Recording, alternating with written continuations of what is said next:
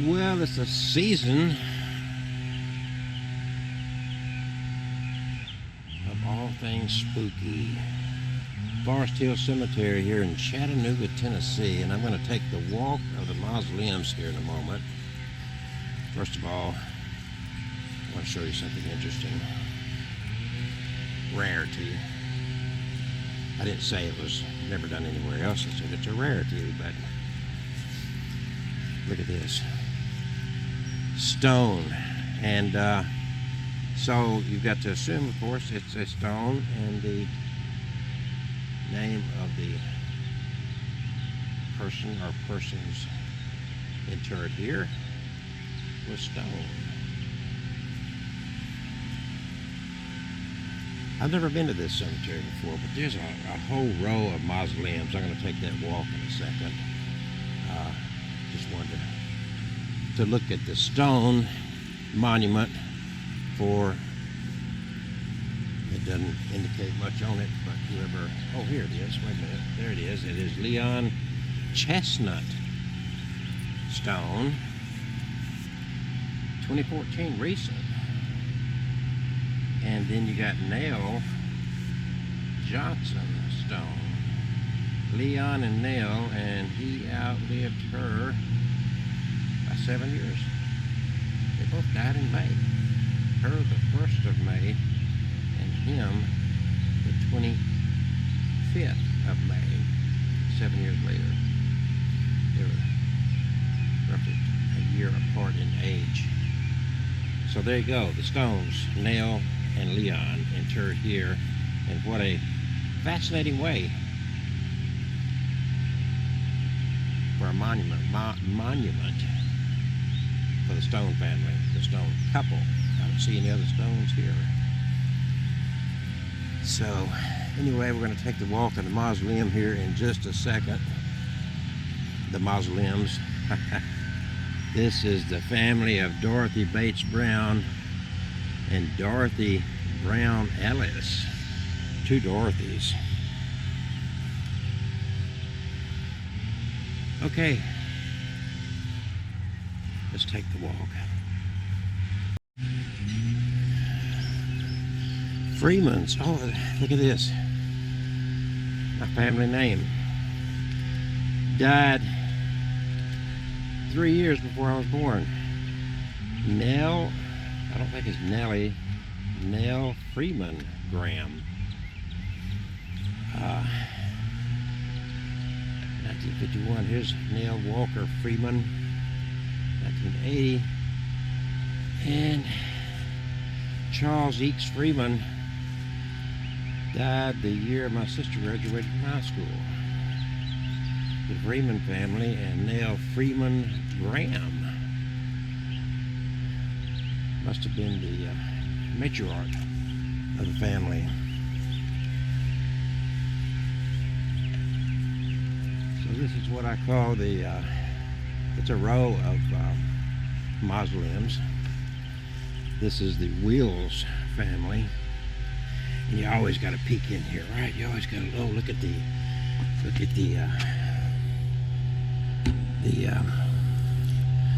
picture. I guess that's supposed to be Jesus. So there are several. See, 1970. There's an empty one, and that's the only one I see that's marked. Is the one. I guess they have others for other family members that must not be deceased yet. All right.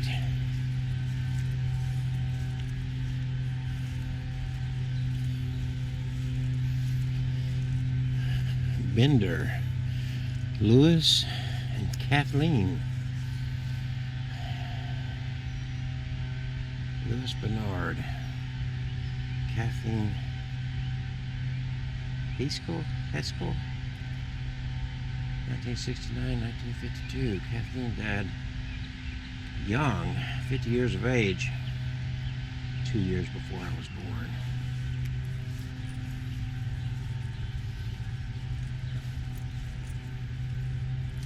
It's the Huff Stone there. They have a church. In my father's house there are many mansions.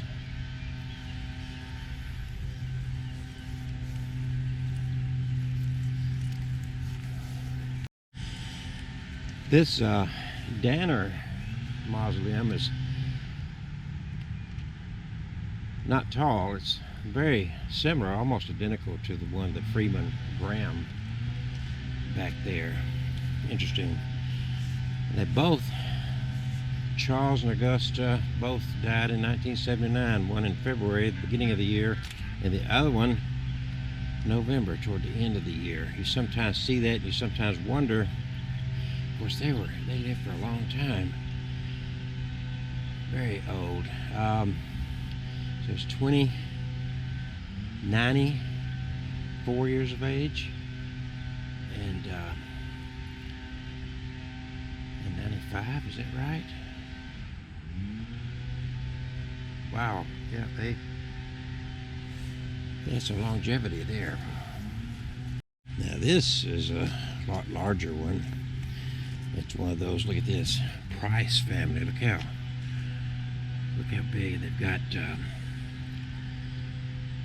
There's trees alongside of it, but I guess that's supposed to be a guardian angel there at the gate for the Price. And of course, like I said, you always got to peek in here, and there's that window in the back, very dark, so I'm not going to be able to see how many are entombed here. It's too dark, but they got this extended over here like that. Some interesting artwork here.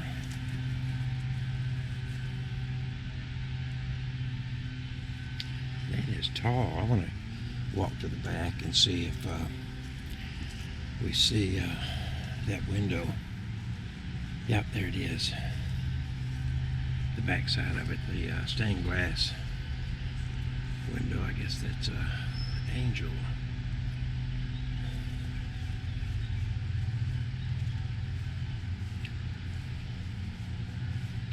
Now this Schnozzle, I guess, that's almost identical to the one I was just at. Not quite, but almost the same style, almost the same size. And this one for the door has another type of female angel, guardian angel or whatever. And I don't know if you can see anything in there. I can't, that's for sure. But this is got a couple of places to sit and rest your weary bones. I don't know if there's a stained glass. These are pretty good sized structures. Yep. They had the habit of putting these stained glass in the back of these.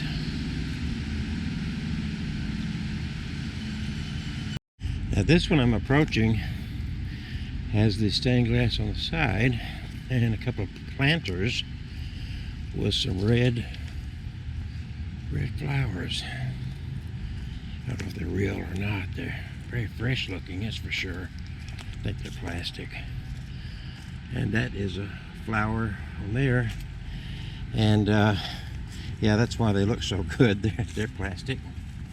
And here is the Will Cummings mausoleum, and there is no windows looking inside that one at all. Here's a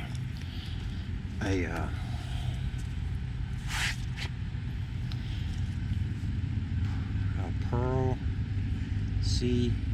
Lane, and these both are on the side there.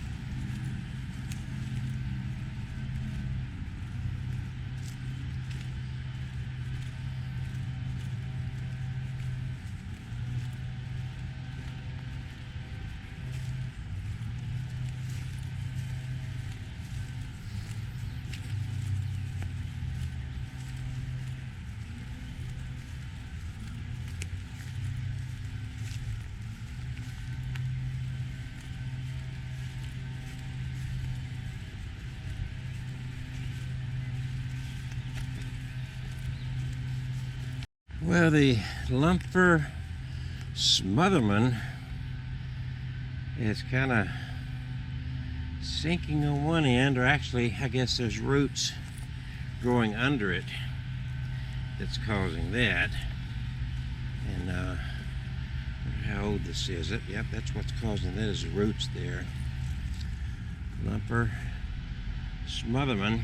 And well, 1988 and 1974. So that really, yeah, those roots are going off from this tree here. These roots are growing way out here, all across this grave here, and creeping on over to the Turner grave. They don't seem to be concerned about it.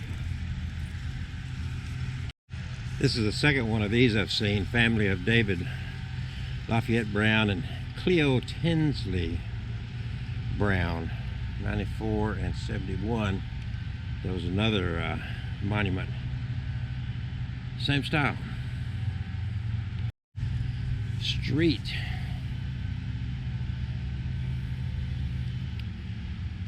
Quite a lengthy monument there.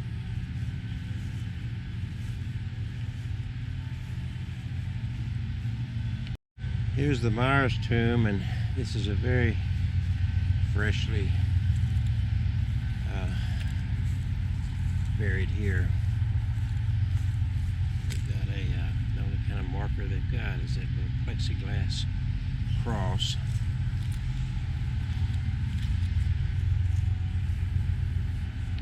Well, here's the scales. There's no dates, but I guess they wed in 1959, Vanderbilt.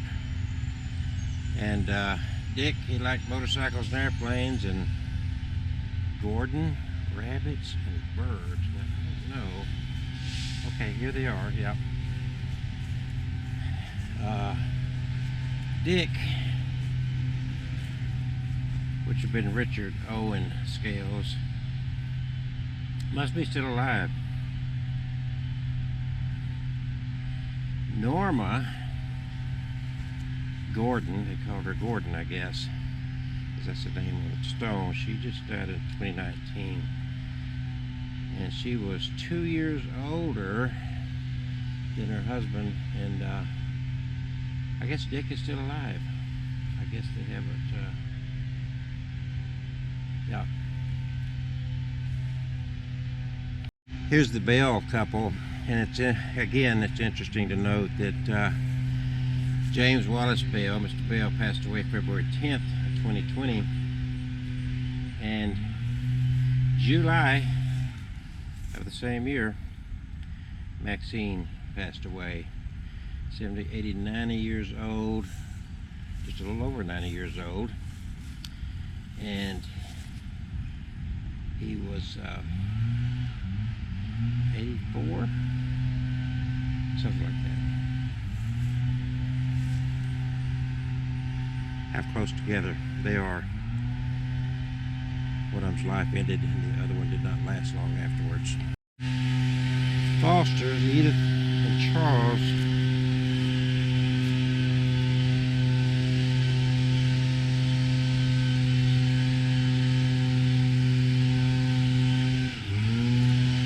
no indication of dates on there. And these are all these kind of short ones here.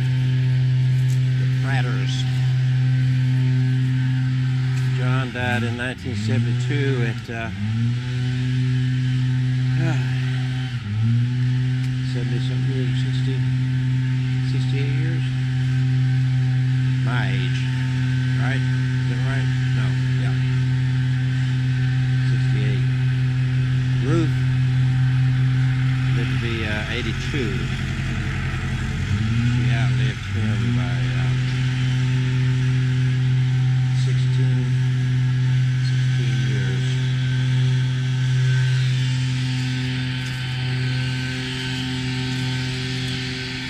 Got somebody pulling leaves there.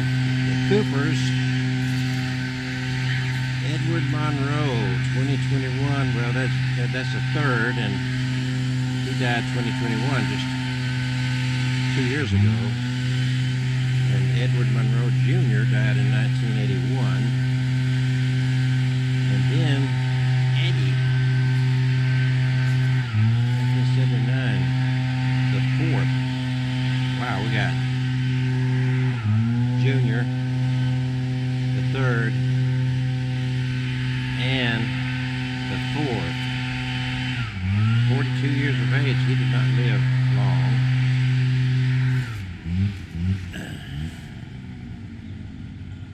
The Lord is my shepherd. These stones could use a cleaning. The Barnes family, 1975. Raymond Edwin Barnes and the wife Marie Barron Barnes, 1981. You go through here and you see names that I've never come across in life. The Trues. John Emmett Nathaniel True died in 1998. From the most humble of beginnings, an accomplished man who made his family proud, and the wife, Margaret, who died before him, Margaret Campbell Sims True, devoted mother of Robert and Margaret. Wichman,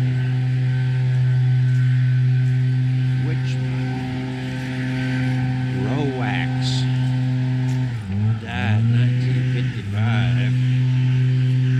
1967, can hardly read these. Mother and dad, I guess on both sides.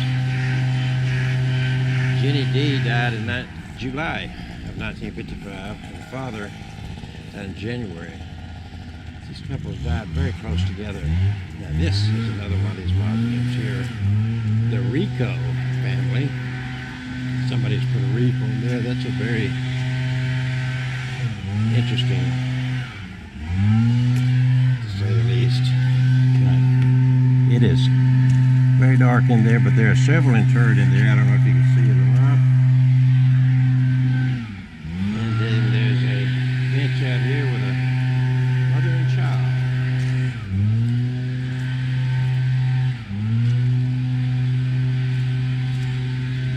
The Millers. The reef.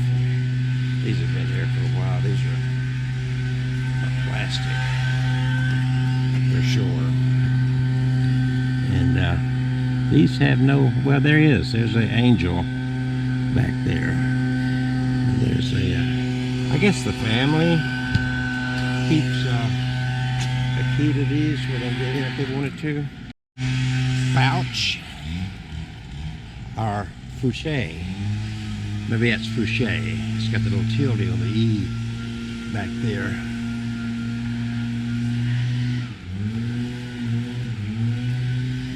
This has been there for a while.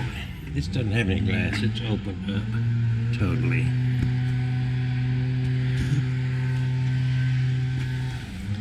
Boy, they spent, you don't see this much anymore. That's why I like the older graveyard cemeteries, because you just don't see these kind of structures anymore. So I'm going to, I think I'm going to head over this hill over here. This is a pretty good sized cemetery. Forest Hills in Chattanooga. I've always visited cemeteries, and outside of the leaf blower over there, it's always quiet, peaceful. I guess that's why I say rest in peace. Here is the Donaldson family, and someone's put broken glass for some reason. Well, I guess that's about as apropos as you can get it. The graves of the graves. Bonnie Johnson Graves, 2017. And before her, Joseph Graves, 1991. She outlived him quite a while. The graves of the graves.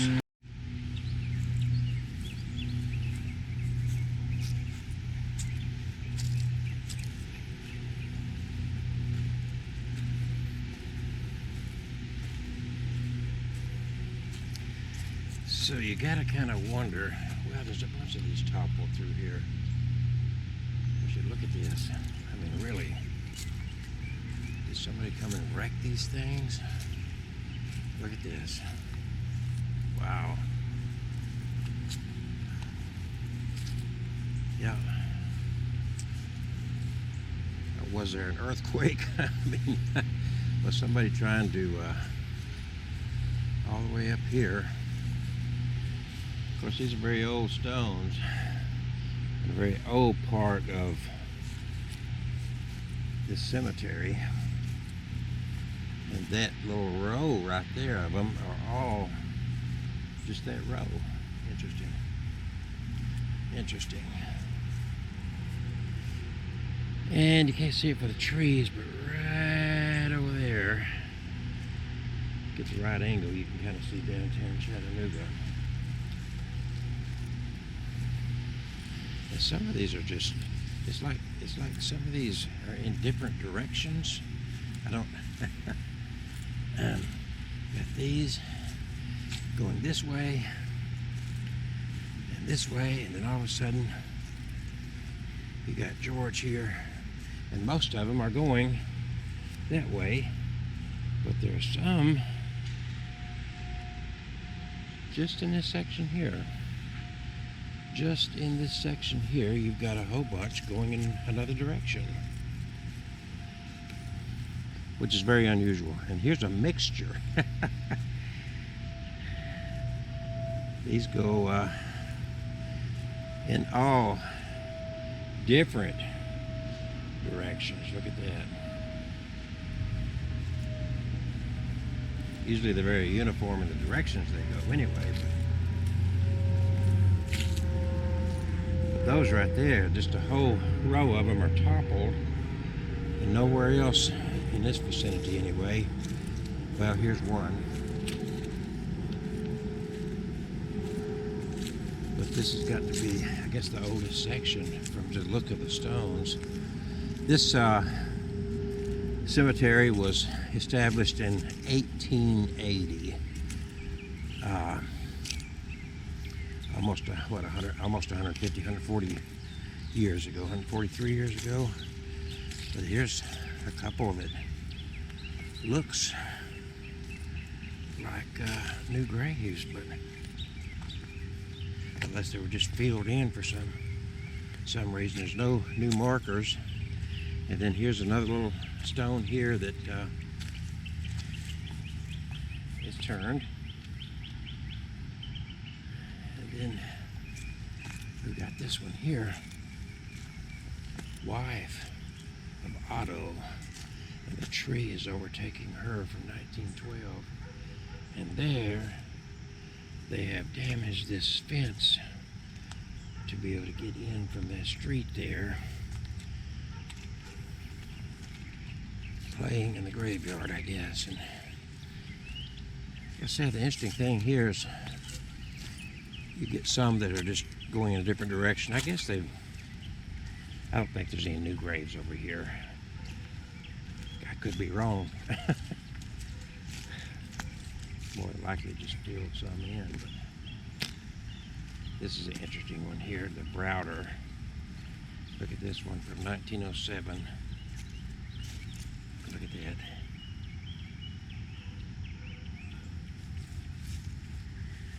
And there's one about to fall into the ground.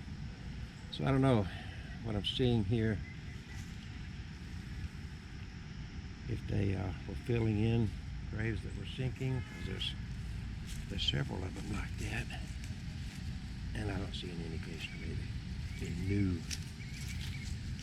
new graves. I think they're just where some were sinking in.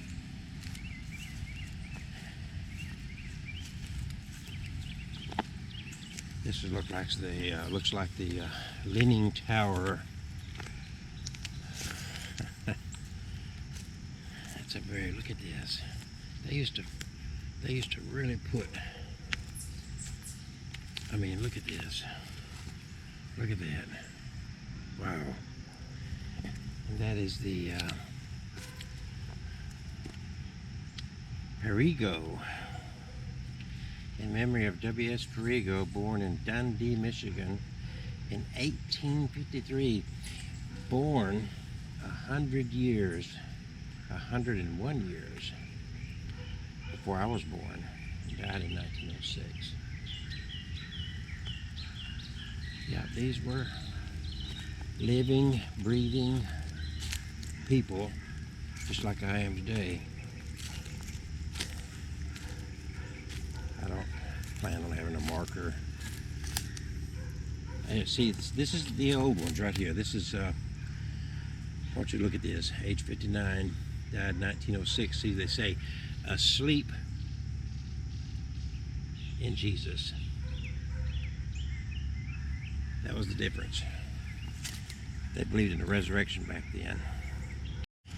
So you look around these and noted that some are just going different directions. Let's walk on over the hill here. And I take note too, that these older stones going back in the early part of the 20th century and before, they didn't teach or hold a belief that that upon death they became a spirit and they drifted around at that point, went to heaven or whatever, or became ghosts. No, if you look closely at these tombstones, which I have over the years of walking through cemeteries, long before I had a video camera to video, you note that they said words like awaiting a resurrection. Asleep in Jesus was a common one. And let's see, nothing to read there, but you can go through here and you'll see them.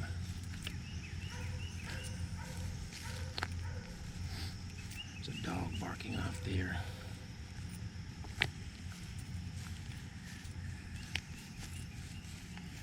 I can't hardly read that one, but you'll find them. You will find them. Just keep looking, and you'll find some that are readable.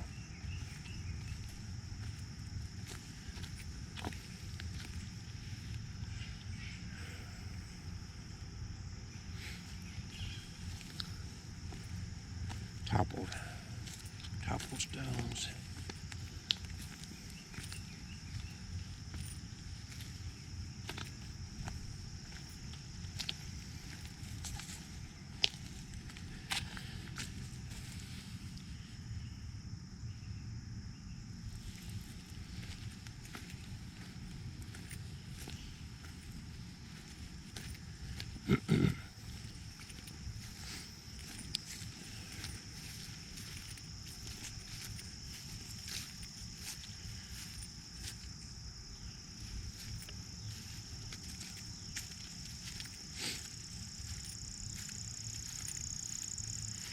Yep, I'm huffing and puffing. 1926 on that one. Heavy breather. Heavy breather. That's some more topple stones over there.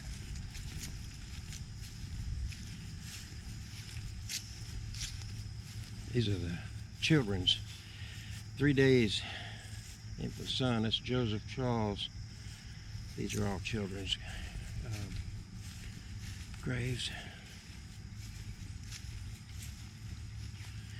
There's one there, see, and now I lay me down to sleep.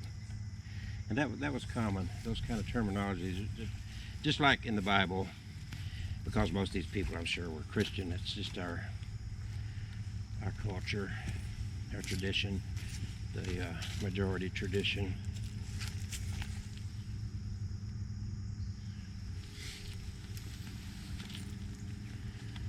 And you'll see that kind of terminology on the ones you can read. On the ones you can read.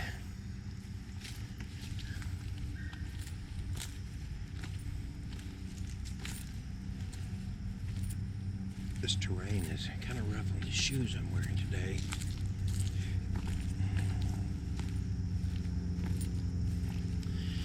It was a common thing, the little lambs on the tombstone for the children.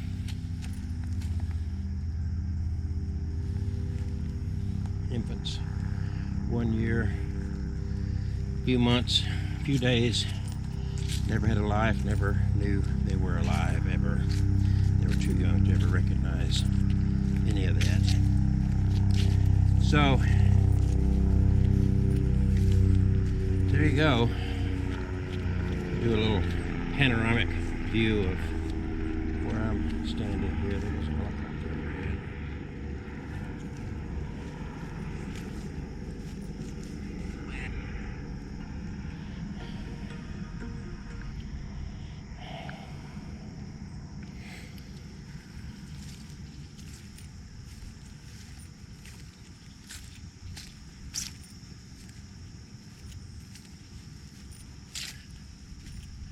We'll climb back over here toward the vehicle. Well, that one right there from a distance looks like an old cash register, doesn't it? It sure does. It is the shape of an old cash register. You can't read it.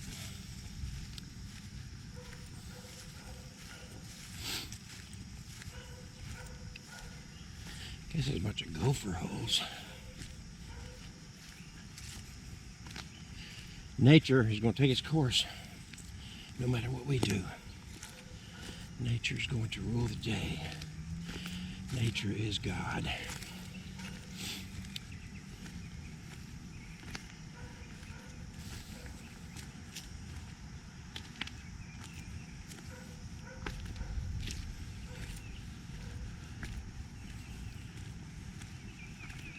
And you got these. That's another one that looks like a cash register. I don't know.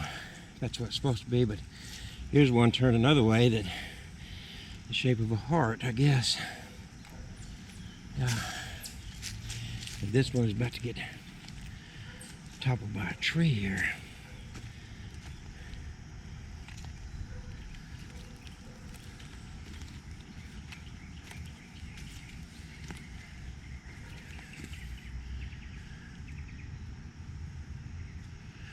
Something about sleeping and something about dust on that one. They were a lot more pragmatic, even though there were superstitions, but even though they looked at it one way, of course, the more religious were very much into looking at communication, what we do now called ghost hunting and whatnot, that was opening yourself up for demons, because it was not, certainly wasn't dead people, not according to the Bible. And again, I'm not promoting the Bible at all, but that's our majority belief system in our culture here, especially in the southern states of America. So they would put a sleep in Jesus awaiting a resurrection, because they believed that when you were dead until the resurrection. And that if you tried to communicate with the dead and that sort of thing, that you were actually communicating with evil spirits.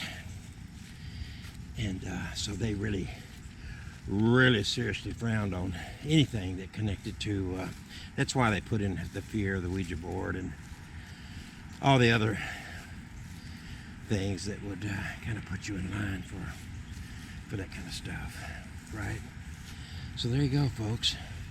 Hope you enjoyed this tour of, partial tour. It's a huge cemetery, but I covered some of the older ground. Maybe I'll drive through here and do a little take